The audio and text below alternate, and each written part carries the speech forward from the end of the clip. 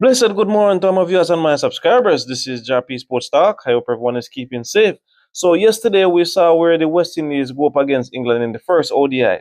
And trust me, it was another runs affair. The English batted first and posted 345 for 6 of their 50 overs. Tommy Beaumont and Amy Jones scoring a century each. Tommy Beaumont 107 and Amy Jones 122. Emma Lab 2, Natskiva Brown 52. Sophie Dunkton 9, Alice Capsay 24, Emma Arlott 7, and Charlie Dean 5. So 17 extras were conceded by the West Indies, including 16 whites. And that's too much. That's too much, you know? And one leg by. So the bowling for the West Indies, things did not go well for them at all. Zeta James, 7 overs, 40 runs. Cherry and Fraser, 7 over, 46 runs, 1 wicket. Alia Alain, 6 overs, 45 runs, 1 wicket. Jazara Claxton, 4 overs, casting 50 runs. Ailey Matthews, 10 overs, 49 runs, 2 wickets. Afi Fletcher, 9 overs, 65 runs, 2 wickets. Karishma Ramarak, 7 overs, 49 runs, no wicket. So all of the bowlers got a piece of the English. All of the bowlers got a piece of the English, you know. But trust me, the West Indies have to try to find a way how to restrict the English to a total less than 300, or, well, just say less than 300. It's highly unlikely that they're going to bowl them out for less than 250. But we're hoping that the second game, the ladies can find a way how to perform a little bit better. Get some wickets, put the English under some form of pressure or something. I think we're bowling too much wide balls. A lot of times these players continue to try to get at that ball when I think they should just try to focus on a wicket to wicket, or try to figure out some ways how they can bowl a ball to restrict the batter to a certain dimension.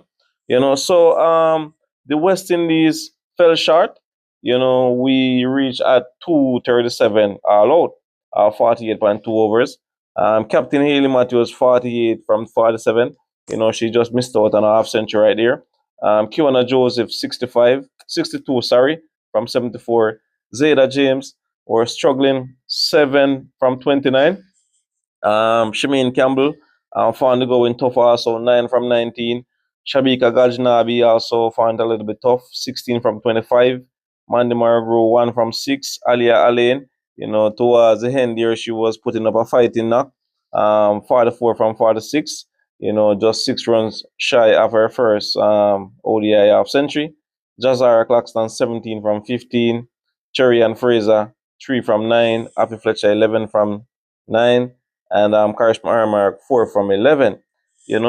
So the West Indies fall short there, trust me.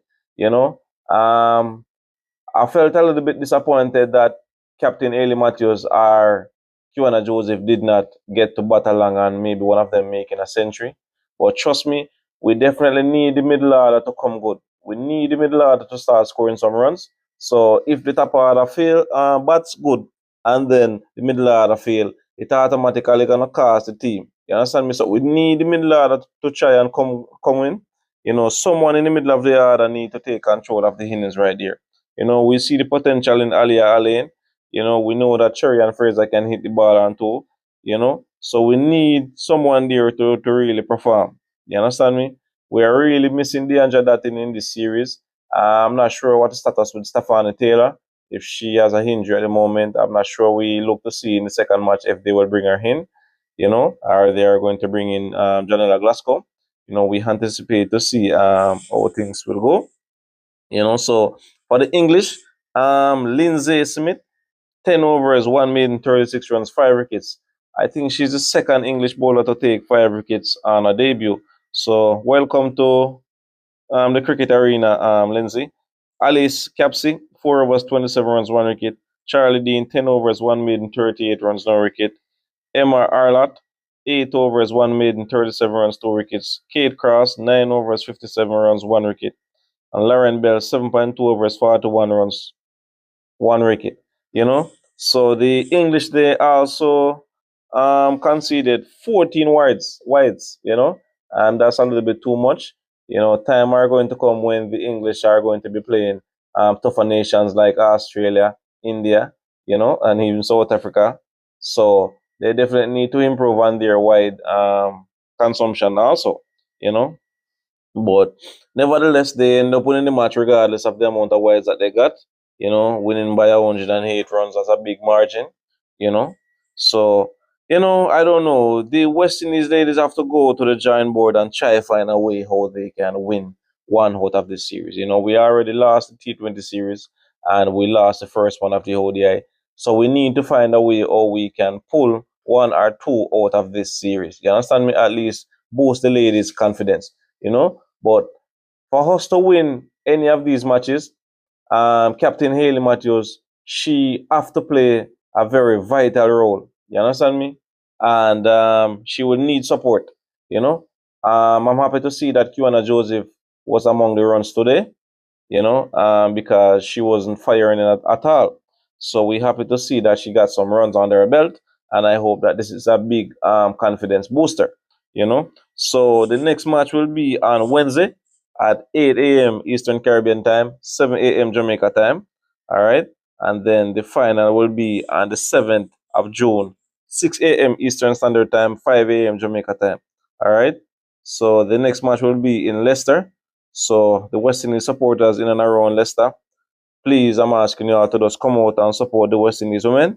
All right, and the Caribbean persons overall to just come out and support the West Indies women.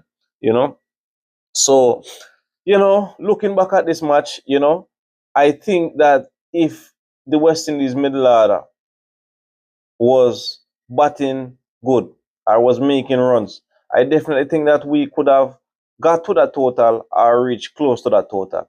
But trust me, things just not going good for the middle order there, and we keep on losing wickets, losing wickets. So it becomes like the norm to us right now. You understand me?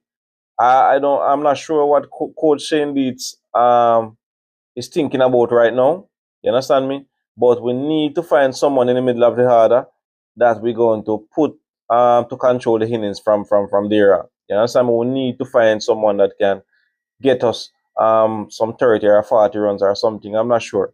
But if Coach Endies do not make any changes for the next match, I definitely would make one. I would maybe bring Ashmini Munisar in and give Karishma Marak a little rest. She seems a little bit out of sort, not being able to get some wickets. As I said, I'm not sure what the status with Stephanie Taylor, if she has a injury or what is the case. I'm not sure what's up with Stephanie Taylor. You understand me? So we look forward to see what changes or what Coach Shane Leeds will do in the next match. For me, I would also bring in Janela Glasgow. I would have bring in Janela Glasgow in the middle order there. You know, I think she's one of those young players that definitely has potential, and I think she can make a difference. You understand me? So we look forward to see the next game on Wednesday. So my viewers and subscribers, if there is anything that I left off, please drop it in the comment section. Let me hear from you. What do you think about the West Indies women? How do you think they are doing? And what is the way forward? And who is going to take over control in the middle order? Let me hear from you. What do you think about the West Indies women? So until next time, of yours, this is Jah-P Sports Talk. Please, I'm asking you all to subscribe, like, share, and comment. And please remember to follow me on Facebook, TikTok, and Instagram at Jah-P Sports Talk. So keep safe until next time. Jah-P Sports Talk.